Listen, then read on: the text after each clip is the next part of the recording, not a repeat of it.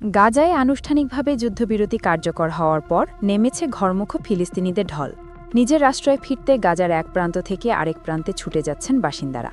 এর আগে ইসরায়েলি সামরিক বাহিনী জানায় চুক্তির শর্ত মেনে নির্দিষ্ট এলাকা থেকে সরে গেছে আইডিডিএফ সেনারা। এদিকে শর্ত অনুযায়ী ৭২ ঘণ্টার মধ্যে সকল ইসরায়েলি জিম্মিকে মুক্তি দেবে হামাস। বিনিময়ে বাড়ি ফিরবেন প্রায় ২,০০০ ফিলিস্তিনি বন্দী। ২ বছরের বর্বরতার অবসান, অবশেষে স্বস্তির বাড়ি ফেরা।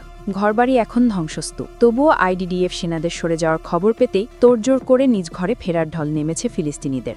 আনুষ্ঠানিক এক ঘোষণায় ইসরায়েলের প্রতিরক্ষা মন্ত্রণালয় জানায় স্থানীয় সময় বেলা ১২টায় কার্যকর হয়েছে যুদ্ধবিরতি।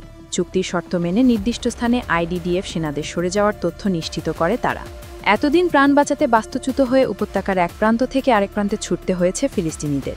এবার আর হামলার ভয় নেই। একটু শান্তিতে বাঁচার স্বপ্নে বাড়ি ফিরছেন গাজাবাসী। এরই মধ্যে অনেকেই পৌঁছে গেছেন নিজ বাড়িতে। আজ সেনাবাহিনী কিছুটা সরে গেছে, তাই আমরা যেখানে থাকতাম সেখানে ফিরে এসেছি। ধ্বংসস্তূপের মধ্যে এখন আমরা অন্তত একটি তোষক কিংবা বালিশ খুঁজে বের করার চেষ্টা করছি, কারণ সামনে শীতকাল। যদিও এই বিশাল ধ্বংসযজ্ঞে কিছুই পাওয়ার সম্ভাবনা নেই। আমি আমার বাড়ি খুঁজতে এসেছি, কিন্তু এত ধ্বংসস্তূপ যে বুঝতেই পারছি না আমার বাড়ি কোথায়। আমার কয়েকতলা বাড়ির কিছুই অবশিষ্ট নেই। এদিকে যুদ্ধবিরতি কার্যকর হওয়ার পর এক ভাষণে নিজেদের বিজয়ী দাবি করে ইসরায়েলি প্রধানমন্ত্রী বলেন, যুদ্ধের সব লক্ষ্য অর্জিত হয়েছে তাদের। হামাস শর্ত পূরণ না করলে আবারও হামলার হুঁশিয়ারি দিয়েছেন তিনি। আমরা এমন বিজয় অর্জন করেছি যা মধ্যপ্রাচ্যের চেহারাই বদলে দিচ্ছে। হামাসকে নিরস্ত্র করা হবে, গাজাকে নিরস্ত্রীকরণ করা হবে। আমরা তাদের সর্বত্র দমন করব।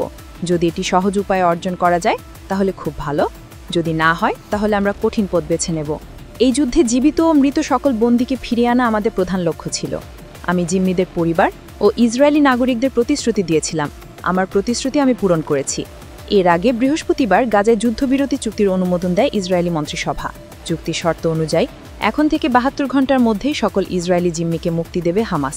বিনিময়ে বাড়ি ফিরবেন প্রায় ২,০০০ ফিলিস্তিনি বন্দী।